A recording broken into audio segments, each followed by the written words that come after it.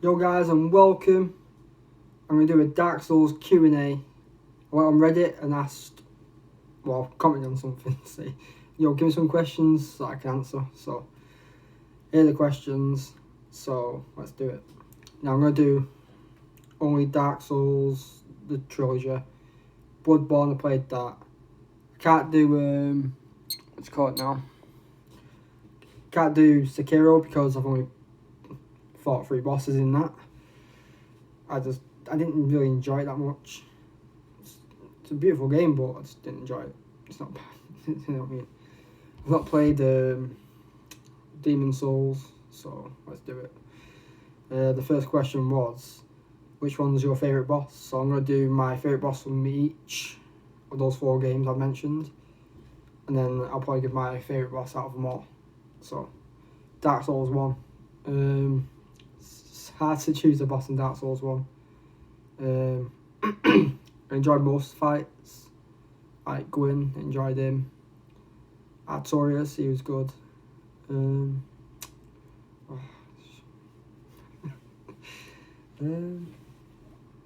my favourite boss in Dark Souls 1?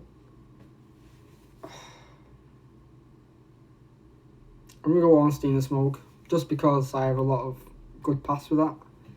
Like, you go to Anor Londo, it's a beautiful place, and then you go in to fight the boss and it's 2 of them, you're like, oh shit, battered. I enjoy that, it's a challenge, because it's a lot about strategy and stuff, which I like. So, Ornstein and Smoke for the first one. Dark Souls 2, there's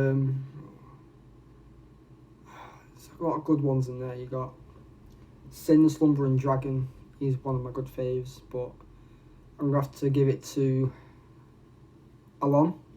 Alon's a little samurai guy who fucking... But, because you go into the dream, go to where he is. The arena's nice with the flooring, and then he's got massive katana and fucking... So Alon for Dark Souls 2. Dark Souls 3. It's my favourite boss in Dark Souls 3.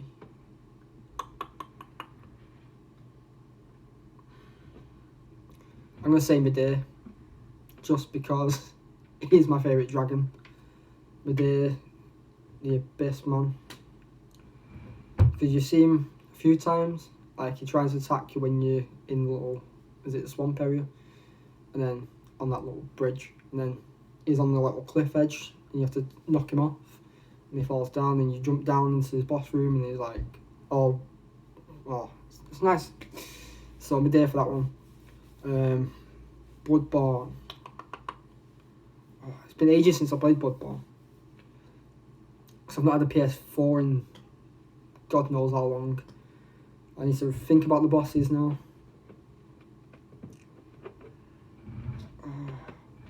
What's that guy called now? What's that guy called? Bloodborne.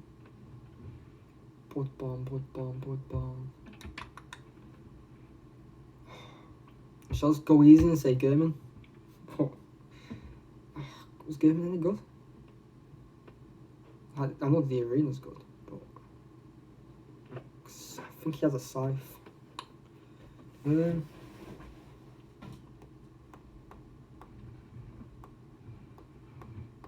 I'm gonna go German. These are all I can remember from that place. I obviously got that weird spider creature thing, but it's a weird game. It's a weird game. I like the game, but it's weird. I need to play it again. My girlfriend's got a PS4, so I'll probably order Bloodborne and play it on that when she's not looking. But out of them all, I'm gonna say Medea is my favourite boss of all time. Because he was hard as fuck. He's probably the one that killed me the most as well. So, we'll give it to him. Next question was favourite area. Now, I have a few favourite areas. You got Anor Londo, that's one of my favourites. You got the Ring City. You got... I don't know what the Painted World of Andriel's, and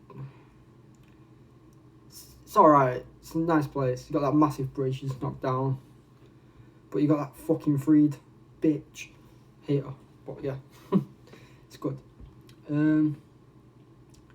It's probably between Anne Londo or what's the area called where the Nameless King is? Because I like that place. It's difficult. You got all those fucking weird things with the long heads. Like easy dragon boss, but I'm gonna say Anne Londo. Has to be everyone's favourite, really. Let me know in the comments what your favourite area is. There's an area in Bloodborne I liked, but I can't remember anything about Bloodborne. It's been a long time. What they're called now? Mutations, mutants, something failure. You know what I mean? Those blue alien things, that weird lights. That's probably one of my favourite areas in Finger. You also got the castle, which is in Bloodborne. I like the castle. It was creepy with the ghosts. That's good. It's good. Your question, what was your first experience with Dark Souls? Well, let me tell you. I'm never drink first. I hate Dark Souls, my first experience. Because I saw Dark Souls 1 for Xbox 360, the Dark Souls 1. It's like a box case game, and inside you get like a book. I got that, and I played it. I was like going through the first introduction bit, and I got to the Asylum Demon where he jumped down, but I had the broken sword, and I was just hitting him. I was like, oh, I can't do this, it's shit. And then one of my best friends, who I connected with again, he said, right, we're going Dark Souls and just go through it together. I'm like, yeah, let's do it, man.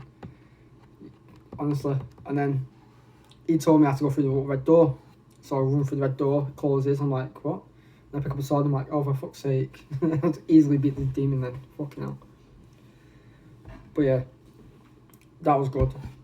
And we spent a lot of hours in that garden. What's that garden called? You know, when you go past all those tree monsters, and you have to have the seal of Artorius, I think it's what it's called.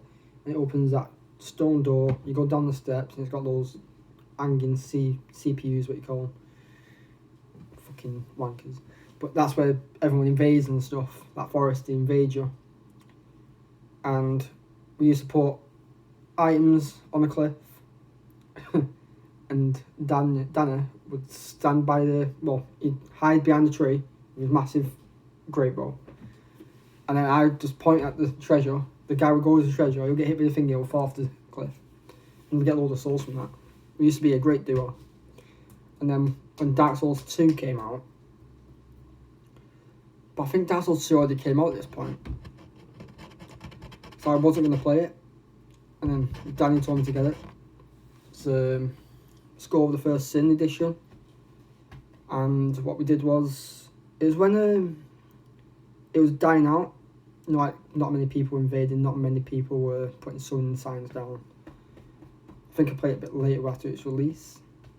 But it got released again, didn't it? On Xbox One and stuff. And we played through that. I didn't really like the gameplay, but I like the bosses. They're easy as fuck, but you know, we got to that molten lava bridge where the PvP area is, and we battered a load of people. And then obviously you can see my other videos where I'm fighting Danny. He's filthy potato, by the way. And I'm always winning. But you know, I don't upload the stuff that he beats me on, so fucking I'm trying to think. Because there's a lot of good bosses in Dark Souls 2. Obviously it doesn't feel like a Dark Souls game. Because you know, when you heal, you stand still. Like, it's too slow. Like, fast paced like Dark Souls 3.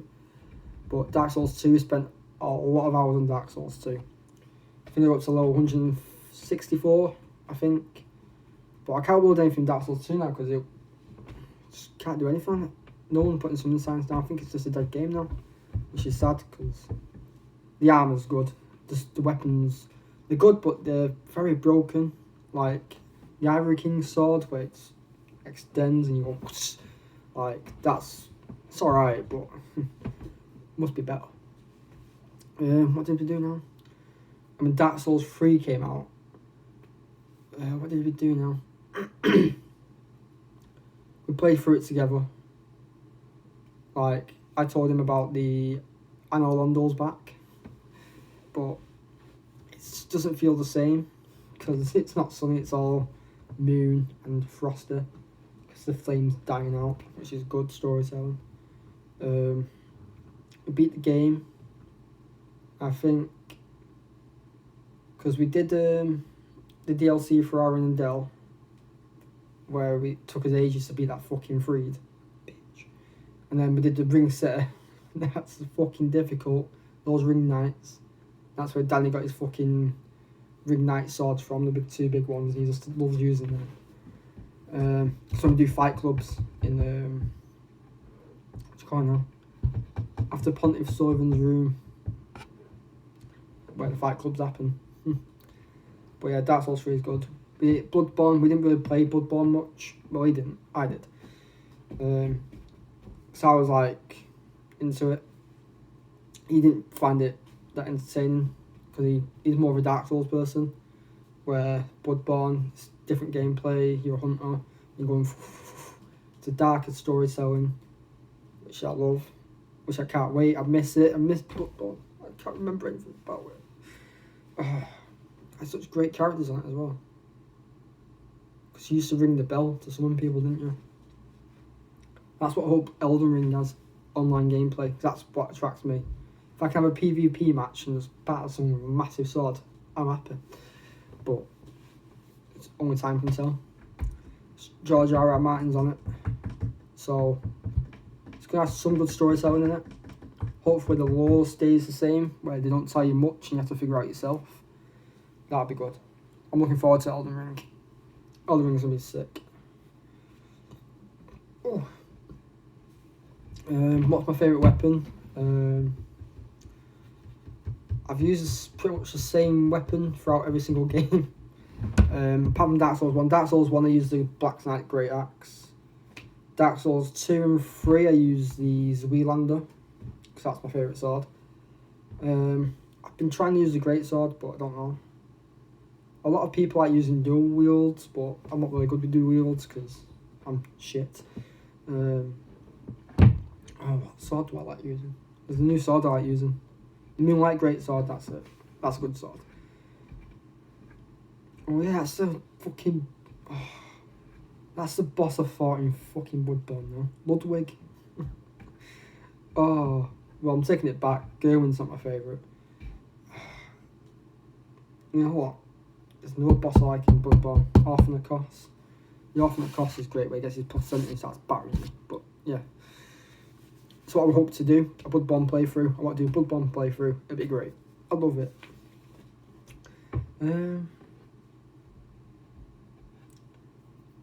Tell me, what's your favourite bosses? Do you have any favourite areas? Do you have any favourite swords? Let me know.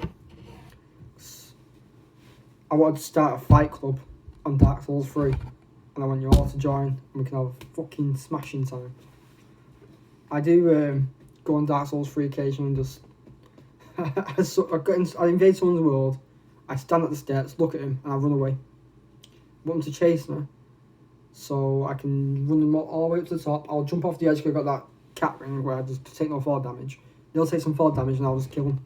You know what I mean? Or I'll just become a doorman again. Looks like it's starting to sunny up. Not like I can go outside. Sad times. Oh, that's a fucking... Another question is, what's the hardest boss you've ever faced? Well, let me tell you. The day is one of the hardest, but I did beat him. But the hardest boss for me is that prick. What's he called? I can't remember what he's called. Oh, fuck. The dragon from the DLC in Dark Souls 1. Fuck. You know what I mean, don't you? Calamite, that's it. He's the hardest boss I've ever faced. I can't beat Calamite. He's a prick. It just fucking does me in. I'm sick of it. It's so hard. Yeah, he batters me all the time.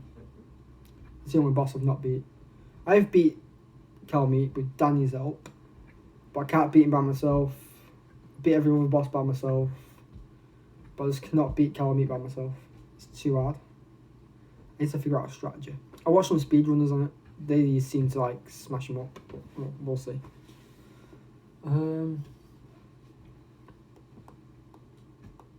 My favourite game of all time has to be Dark Souls 3.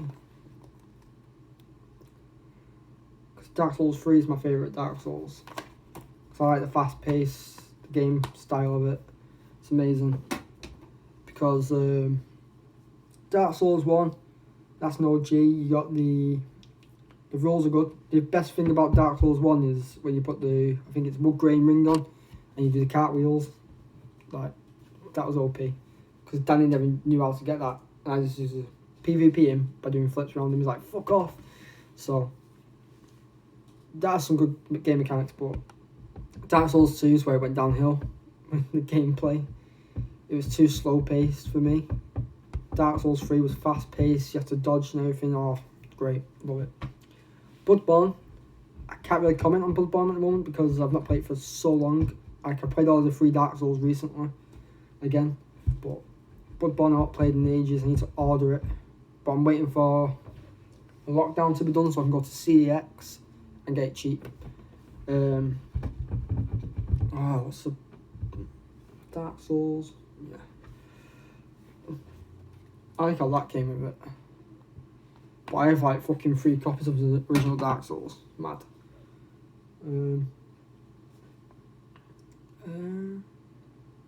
What lore's my favourite? Oh. There's a lot of good lore. You got the Nameless King, he was Gwyn's son. You got Forbidden. Well, you got erased from history from Gwyn because he sided with the dragons. There's a weird lore that I don't know if it's true, where Sif fucked Guinevere. Is that true? Did the dragon really fuck a human? Especially a scaleless one? And they made Priscilla?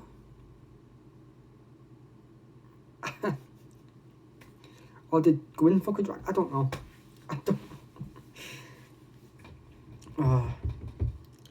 Dark Souls 2's got some weird lore.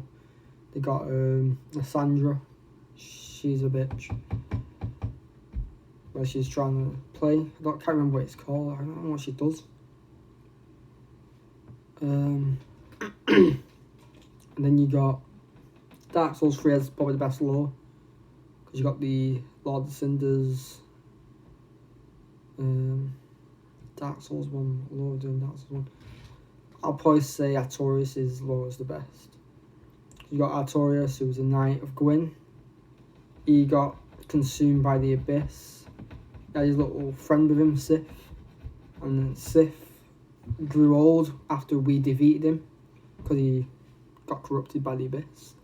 And then Sif guarded his grave all this time with his sword, waiting for him so that he can be put to rest. So, Artorius is the best lore. Obviously got better laws than that, but I'm just thinking on the spot here. Obviously got Pontiff Sullivan's law, where he's a tyrant. He came, he got there. I think did he aid Aldrich? I think he aided Aldrich, like helped him take Anor Londo. And then he did experiments on knights, which is resulted in the Dancer and Vought. So he's got some fucked up law. Or the Champion Gunday, who's got created and he can't do anything because there's no flame in his world. Poor cunt. Oh. But yeah. What's my favourite armour? Oh. There's a lot of good armours. So obviously I've got a nice armour. Dark Souls 1, my favourite armour is... You got the Explorer guy, you know, the horns, and the little circle glasses, like his helmet. And I usually wear... Do you know when you go to that painted world in Dark Souls 1 and you get that armour set of that guy who's like this? Like it's a sort of black robe, and it's light and everything. I wear that golden helmet, and it looks pretty sick, to be fair. So that's my favourite armour in that Dark Souls. Dark Souls 2 is a dragon acolyte armour, because you got the fur, like the little tools in your finger and everything, like the white fur, and you got the helmet, which is like a spaceman helmet. You obviously the yellow one. I always wear the green one, the Dragon Stage one, which you get from that frog in that place. You get it from the frog. If you kill the frog, or the monster, whatever you call it, in a little cage, you'll see it after you see the bone dragon go up the stairs, and he's just there. Kill him, and it should drop it sometimes. Doesn't drop it, sometimes it does. That's Dark Souls 1 favourite armour. Dark Souls 3. Oh, there's a lot of armours in Dark Souls 3 that I like, but to fit my character, because I have a female character in Dark Souls 3, she usually wears... I don't know what it's called now. You got, I think it's, do you know that guy you meet in the, before the Crystal Sage boss, you go upstairs and you see him in his little books and stuff. That sorcerer guy. It's like a sorcerer outfit, and I wear the headband with the wings. I can't remember what they're called. But that's, speaking of armour terms, Nameless King's armour. That's my favourite looking one, because you got the crown and everything. That looks sick. Bloodborne. There's not many things in Bloodborne you can customise, but when you go to that castle and you get that red dress, it looks pretty sick on your character. So I like that. That's cool. So yeah, that's what I get.